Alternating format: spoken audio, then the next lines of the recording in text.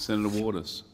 Thanks, Mr Acting Deputy President. I rise to speak in support of what is now one of 4 bills on this issue, and I'm really proud that the Chamber is giving this issue some time and that the Greens have been, of course, driving this debate. And I want to pay tribute to my colleague, Senator Sarah Hanson-Young, for her leadership in this regard. But I think it's really incredibly disappointing and in fact very cynical move by the government that they're bringing on this legislation in the full knowledge that it will go down and it won't get the support that the community wants it to have. I think that's a great shame. I'm pleased that the government has changed its party platform and are allowing its members to have a conscience vote, but we urgently need better leadership on this issue from the Prime Minister. And I would think after last week's ridiculous comments from the Australian Christian lobby, there can no longer be any reason for the Prime Minister to seek to placate them and to remain silent and to oppose same-sex marriage. But by the same token, it seems to run completely counter to the notions of liberalism that we have Tony Abbott not allowing his members a conscience vote. I mean, how completely ridiculous is that?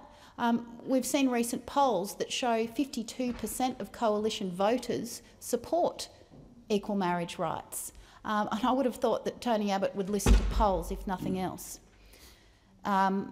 Likewise, of course, we've got 64% of Australians who support marriage equality. So I think it's about time we saw some leadership, frankly, from both the Prime Minister and from Mr Abbott in allowing a conscience vote and in allowing this really important bill that the community wants to see passed to go through. I just want to take the chance to mention that despite the differing views in this place, which of course we're all entitled to have, most of the contributors to this debate have conducted themselves with dignity, with the rather gross exception of Senator Bernardi, who last night frankly disgraced himself and the dignity of this chamber in saying that marriage equality was a slippery slope to bestiality. Now, not only is that incredibly insulting and patently ridiculous, but it's actually insulting to not just all of the gay, lesbian, transgender, intersex and queer folk out there in the Australian community, but it's insulting to anyone who supports their equal rights to love. So I just wanted to take the opportunity to apologise to all Australians on behalf of Senator Bernardi for his insulting and disgraceful remarks. I want to move now, though, to the fact that there is clearly a momentum on and there is a trend internationally for equal rights. There's 12 countries who have legislated for same-sex marriage, including Canada, the Netherlands, Sweden, Belgium, Norway, Spain, South Africa and parts of the US.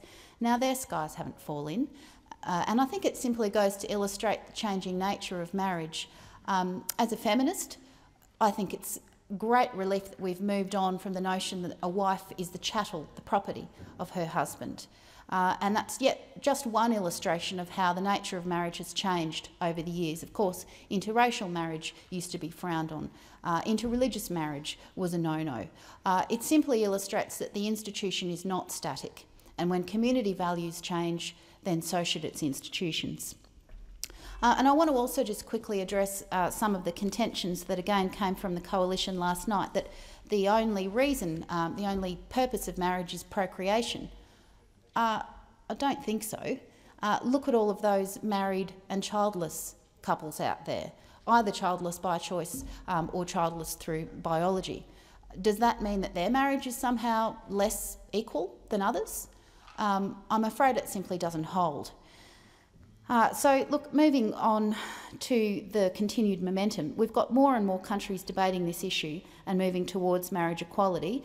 New Zealand has a marriage equality bill that's actually supported by their Conservative Prime Minister.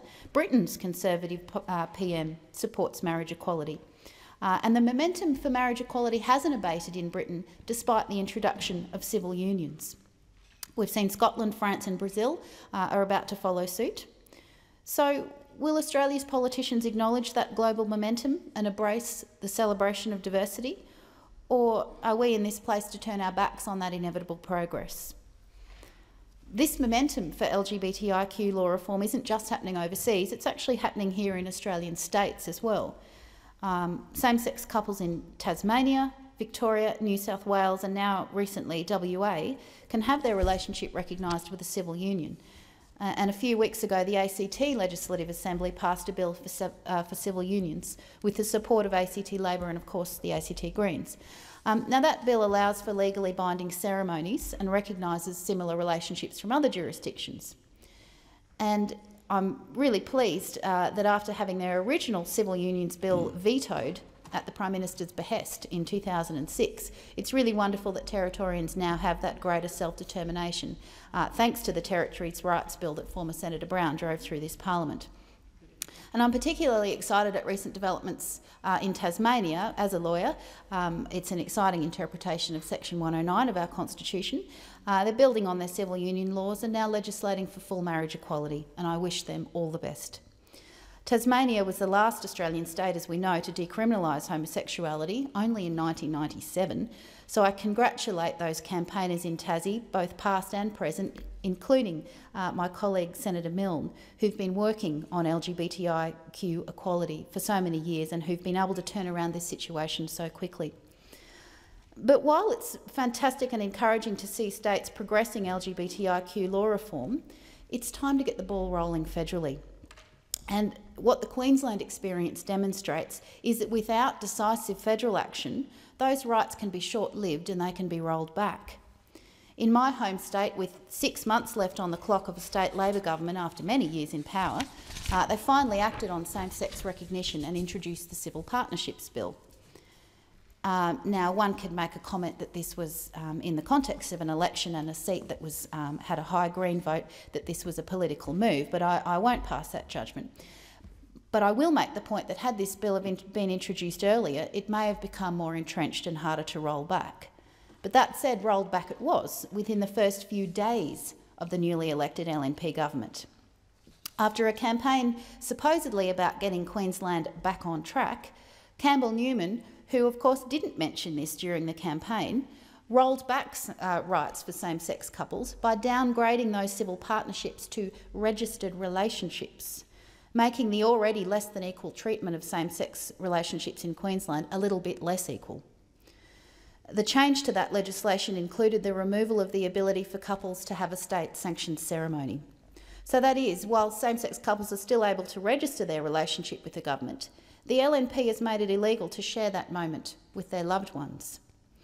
Now today, as a representative of Queensland, and the only representative from Queensland from a political party that has always supported marriage equality in the Senate, I want to take this chance to share some stories from my constituents and their experience of marriage inequality and of having rights taken away from them. Queenslanders wrote in droves to me about getting married in a different jurisdiction. One chap, David, told me how much it meant to him to get married, a marriage that isn't recognised in his own home country. And he says, "I must tell you that I was indifferent about the ceremony in the lead up to it. After all, what difference could a piece of paper make after 19 years together? But I dissolved into tears during our vows, and it hit home to me how special it was to be able to finally be recognised as legally married. What a wonderful affirmation of love in front of friends. We got married in front of a small group of friends by a magistrate who travelled 400 kilometres to marry us in a game park in South Africa, in full view of an elephant, a hippo, and even a visit by a family of meerkats and a warthog on the day right into our lodge. It almost resembled a scene out of The Lion King." Look, I really share their delight, but I have to say, as a parent of a 3-year-old, I have seen The Lion King far more times than I care to acknowledge, but each to their own. But that's the very problem. Each to their own doesn't apply to the right to marry the person that you love and you want to spend your life with. And this debate constantly reminds me of that famous line from Orwell's Animal Farm: "We're all equal, but some are more equal than others." And that's for me what it really comes down to. It's freedom of choice. And Mr. Acting Deputy President, I'm proudly unmarried. For me, with non-religious background and with divorced parents, the institution has never held any appeal. But I have the ability to choose to marry if I want to. I have that choice. Why do gays and lesbians not have that choice? And how dare we, as parliamentarians, make that most personal choice on other people's behalf? And what possible harm would it do to extend that choice to everyone? I'd like to salute all couples who've said that they will not marry until their gay friends have that option too. The Marriage Act as it stands actively prevents same-sex couples from experiencing this joy and from sharing it with their family and friends.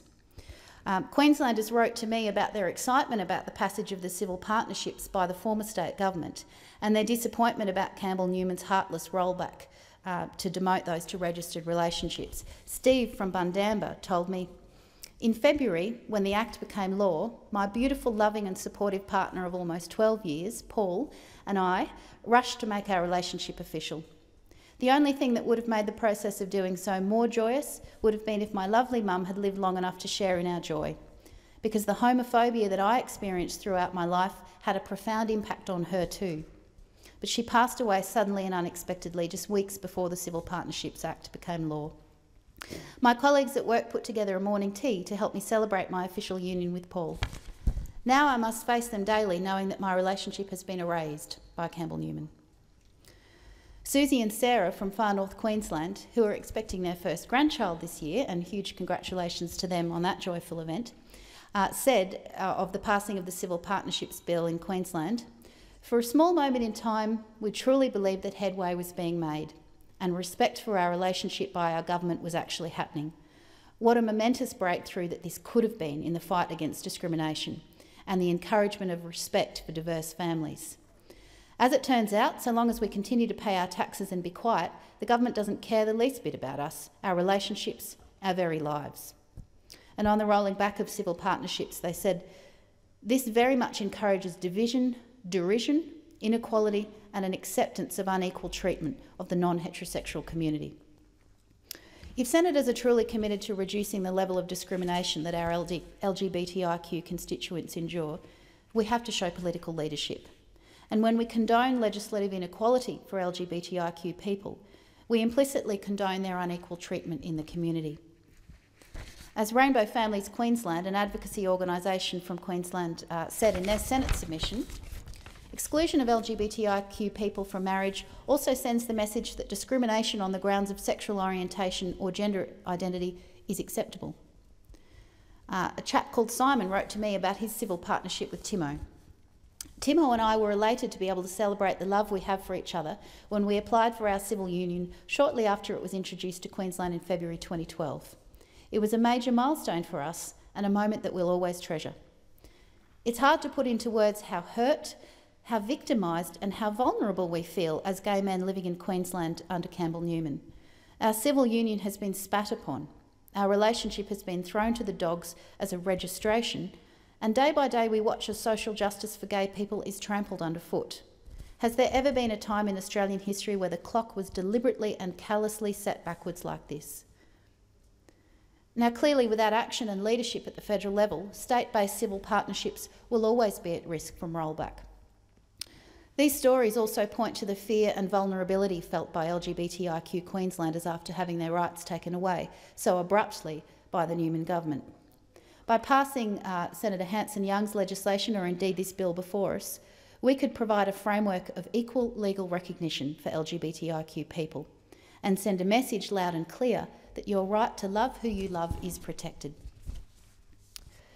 Marriage discrimination sends young LGBTIQ people the message that their relationships are less valuable and that they are less valuable. Now, research has shown, and my colleague Senator Dina Tully, as also Senator Wright, went through this in their contributions yesterday, research shows that this message contributes to higher than average rate of suicide among LGBTIQ youth. By legislating for marriage equality, we can send a positive message to young LGBTIQ Australians. Your community accepts you, your relationships are equally valued, you are equally valuable as a citizen. Arthur, who wrote to the Senate inquiry on the marriage equality bill, wrote of his gay son, "I love both my children equally, and I want them to be treated equally. This is a matter of basic human dignity. A person's fundamental rights, including their right to marry, should not be affected by their sexual orientation. How can I tell my son that he has less rights than my daughter has? Could you tell your own child this? I cannot justify this. Society is stronger when couples make vows to each other and support each other. I want this for my gay son." I want to also share contribution from Brianne and Julie from Brisbane, who said in their Senate submission, "We've both struggled immensely as young people coming to terms with our sexuality. As teenagers, we had very few role models. Our school friends could aspire to going to university, having a career, meeting a handsome man, marrying him and having beautiful children. Our future in comparison seemed bleak and something to fear. Negative labels and stereotypes, being bullied or ostracised by friends, being disowned by parents. We believe that if we had lesbian and gay role models committing to a life together in marriage, it would have made a difference to the challenges that we experience as young people." Brianne and Julie also said of their civil partnership, "In March 2012, we entered into a civil partnership in Queensland. We did this because we wanted our son to know that when he's old enough to understand, that we did everything we could to gain legal protection and recognition for him and our relationship. When we informed friends, family and colleagues that we'd entered into a civil partnership, we had some people congratulate us, others asked us what it meant, and some said, 'Why can't you get married?' Not a single person gave us a card, a hug, a gift or a congratulatory phone call. It's been our lived experience that civil unions do not have the status, the symbolism or the recognition of marriage. We still feel like second-rate citizens with a token second-rate legal recognition of our partnership." And I remind Senators that the civil partnerships like Brianne and Julie's are now no longer even available in Queensland. They're now just a watered-down version, a registered relationship. So as the stories that I've been really pleased to share today demonstrate, marriage discrimination doesn't just affect the LGBTI community. It affects parents who can't see their children say "I do." It affects friends who can't give a toast at their best mate's wedding because their best mate's perfect match is the same gender. I'm so pleased that I've been able to share just a sample of the stories of Queenslanders who've contacted my office, and I want to thank them for taking the time to share their stories with me. Their stories about love, joy, sadness, family and frustration. This debate about marriage isn't about theory, it's about LGBTIQ people, Queenslanders that I'm incredibly proud to represent. And I'm really proud to be able to share their stories in this place and to stand alongside them in their fight for equality. Because we here in this place can make a meaningful difference in people's lives, and because we can erase discrimination from a piece of law, and because equality is a value shared by all Australians, I urge the Senate to search their consciences and vote to pass this bill or indeed the bill of my colleague. Thank you.